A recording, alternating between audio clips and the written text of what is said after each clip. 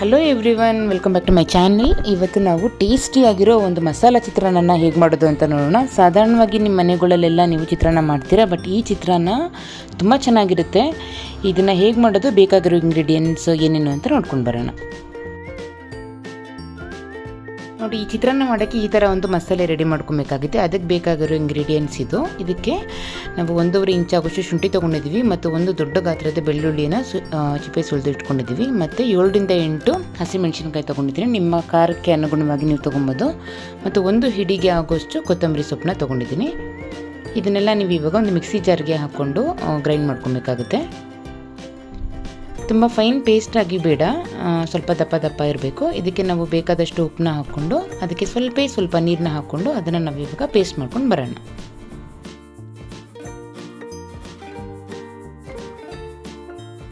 ನೋಡಿ, ಇವಾಗ ರುಬ್ಬಿದಾಗಿದೆ. ಇದು ತುಂಬ ಪೇಸ್ಟಾಗಿ ಇಲ್ಲ, ಸ್ವಲ್ಪ ಹಾಗೆ ದಪ್ಪ ಇದೆ. ಇದನ್ನು ನಾವು ಇವಾಗ ಒಗ್ಗರಣೆ ಹಾಕ್ಕೊಬೇಕಾಗುತ್ತೆ. ಒಂದು ಬಾಣಲೆನ ಇಟ್ಕೊಂಡು ಅದಕ್ಕೆ ಒಂದು 4 ರಿಂದ 5 ಸ್ಪೂನ್ ಅಷ್ಟು ಎಣ್ಣೆನ ಹಾಕ್ಕೊಂಡು ಇದಕ್ಕೆ ಅರ್ಧ ಸ್ಪೂನ್ ಆಗೋಷ್ಟು ಸಾಸಿವೆನ ಹಾಕ್ಕೊತಾ ಇದ್ದೀನಿ. ಹಾಗೆ ಅರ್ಧ ಸ್ಪೂನ್ ಅಷ್ಟು ಜೀರಿಗೆನ ಕೂಡ ಹಾಕ್ಕೊತಾ ಇದ್ದೀನಿ. ಮತ್ತು ಇದಕ್ಕೆ 1 ಸ್ಪೂನ್ ಆಗೋಷ್ಟು ಕಡಲೆಬೇಳೆ ಮತ್ತು ಉದ್ದಿನಬೇಳೆ ಕೂಡ ಹಾಕ್ಕೊತಾ ಇದ್ದೀನಿ.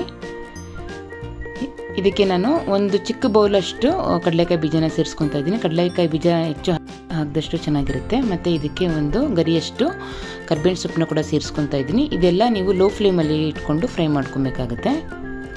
ನನ್ನ ಕಾಲೇಜ್ ಡೇಸಲ್ಲಿ ಬಾಕ್ಸಿಗೆ ಇದನ್ನ ನಮ್ಮಮ್ಮ ಹಾಕಿ ಕಳಿಸ್ತಾ ಇದ್ರು. ತುಂಬ ಜನ ಇಷ್ಟಪಡ್ತಾ ಇದ್ರು. ನೋಡಿ, ಇದಕ್ಕೆ ನಾನು ಇವಾಗ ಈ ಮಸಾಲೆನ ರುಬ್ಬಿ ಹಾಕ್ಕೊತಾ ಇದ್ದೀನಿ. ಇದೆಲ್ಲ ನೀವು ಲೋ ಫ್ಲೇಮಲ್ಲಿ ಇಟ್ಕೊಂಡು ಫ್ರೈ ಮಾಡ್ಕೊಬೇಕಾಗುತ್ತೆ. ಈ ಚಿತ್ರಾನ್ನ ಇದೆಯಲ್ಲ, ಇದಕ್ಕೆ ಖಾರನೇ ಸ್ವಲ್ಪ ಮುಂದಿರಬೇಕು. ನಿಮಗೆ ಖಾರ ತಿನ್ನೋರಲ್ಲ ನನಗಿದ್ರೂ ಪರವಾಗಿಲ್ಲ, ಇದನ್ನು ಸ್ವಲ್ಪ ಮೆಣಸಿನ್ಕಾಯಿ ಹಾಕ್ಕೊಂಡು ಕೂಡ ಮಾಡ್ಕೊಬೋದು. ಟೇಸ್ಟ್ ಅಂತೂ ಅಮೇಝಿಂಗ್ ಆಗಿರುತ್ತೆ. ನೀವು ಖಂಡಿತ ಮನೇಲಿ ಒಂದ್ಸತಿ ಮಾಡಿ ನೋಡಿ. ಮತ್ತು ಈ ಗೊಜ್ಜನ್ನ ನೀವು ಫ್ರಿಜ್ಜಲ್ಲಿಟ್ಟು ನೀವು ಬೇಕಾದಾಗ ಅನ್ನಕ್ಕೆ ಕಲಿಸ್ಕೊಬೋದು. ಇದಕ್ಕೆ ನಾನು ಒಂದು ಅರ್ಧ ಸ್ಪೂನ್ ಅಷ್ಟು ಅರಿಶಿನ ಪುಡಿ ಹಾಕ್ಕೊಂಡು ಮತ್ತೆ ಫ್ರೈ ಮಾಡ್ಕೊತಾ ಇದ್ದೀನಿ. ಇದನ್ನು ಓವರ್ ಫ್ರೈ ಮಾಡೋದು ಬೇಡ, ಅದು ಹಸಿ ವಾಸನೆ ಹೋಗೋವರೆಗೂ ಫ್ರೈ ಮಾಡಿಕೊಂಡ್ರೆ ಸಾಕು. ಈಗ ಆಗಿದೆ ಇದು. ನಾನಾಗಲೇ 2 ಕಪ್ಪಷ್ಟು ಅಂದರೆ ಅರ್ಧ kg ಅನ್ನ ಮಾಡಿಕೊಂಡು ಅದನ್ನ ತಣ್ಣಗಾಗಿ ಬಿಟ್ಟಿದ್ದೆ. ಆಲ್ರೆಡಿ ಇದು ಆಗಿದೆ. ನೀವು ಅನ್ನ ಕೂಡ ಉದುದ್ರಾಗಿ ಮಾಡ್ಕೊಬೇಕಾಗುತ್ತೆ. ಇವಾಗ ಇದಕ್ಕೆ ನಾವು ಮಾಡಿಟ್ಕೊಂಡಿದ್ದೀವಲ್ಲ ಗೊಜ್ಜು, ಅದನ್ನ ಹಾಕ್ಕೊಂಡು ನೀವು ಚೆನ್ನಾಗಿ ಕಲಿಸ್ಕೊಳ್ಳಿ. ಊರುಗಳಿಗೆಲ್ಲ ಟ್ರಾವೆಲ್ ಮಾಡಬೇಕಾದ್ರೆ ನಾವು ಚಿಕ್ಕವರು ಇದ್ದಾಗ ನಮ್ಮಮ್ಮ ಇದನ್ನ ಮಾಡಿ ಬಾಕ್ಸಿಗೆ ಹಾಕ್ಕೊಂಡು ಟ್ರೈನಲ್ಲಿ ತಿಂತಾಯಿದ್ವಿ. ಅದು ಮಜಾನೇ ಬೇರೆ ಇರ್ತಾಯಿತ್ತು. ಮತ್ತು ಈವನ್ ಪ್ರೆಗ್ನೆನ್ಸಿ ಇರ್ತಾರಲ್ವ ಹುಡುಗಿರು, ಅವ್ರಿಗೆ ಕೂಡ ಇದು ರೈಸ್ ತುಂಬ ಇಷ್ಟ ಆಗುತ್ತೆ. ಉಪ್ಪು ಹುಳಿ ಖಾರ ಎಲ್ಲ ಇರುತ್ತಲ್ವ. ನನ್ನ ಫ್ರೆಂಡ್ಸ್ ಕೂಡ ಕೆಲವರು ಪ್ರೆಗ್ನೆನ್ಸಿ ಇದ್ದವರು ಕೂಡ ಇದನ್ನ ಮಾಡಿಸ್ಕೊಂಡು ತಿಂತಾಯಿದ್ರು.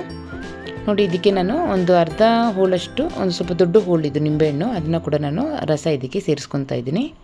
ಎಲ್ಲ ಸೇರಿ ನೀವು ಮಿಕ್ಸ್ ಮಾಡ್ಕೊಳ್ಳಿ. ಉಪ್ಪು ನಿಮಗೆ ಏನಾದರೂ ಬೇಕಿತ್ತು ಅಂತ ಅನಿಸಿದ್ರೆ ಈ ಸ್ಟೇಜಲ್ಲಿ ನೀವು ಅದನ್ನು ಸ್ವಲ್ಪ ಟೇಸ್ಟ್ ಮಾಡಿ ನೋಡಿಬಿಟ್ಟು ಬೇಕಿದ್ರೆ ಸೇರಿಸ್ಕೊಳ್ಳಿ. ನನಗೆ ಸ್ವಲ್ಪ ಉಪ್ಪು ಕಡಿಮೆ ಅನ್ನಿಸ್ತು, ಹಾಗಾಗಿ ನಾನು ಸ್ವಲ್ಪ ಹಾಕ್ಕೊತಾ ಇದ್ದೀನಿ.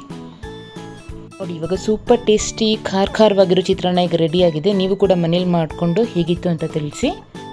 ನಿಮಗೆ ಈ ವಿಡಿಯೋ ಇಷ್ಟ ಆಗಿದ್ದರೆ ದಯವಿಟ್ಟು ಲೈಕ್ ಮಾಡಿ, ಶೇರ್ ಮಾಡಿ, ಸಬ್ಸ್ಕ್ರೈಬ್ ಮಾಡಿ. Thank you for watching. Bye.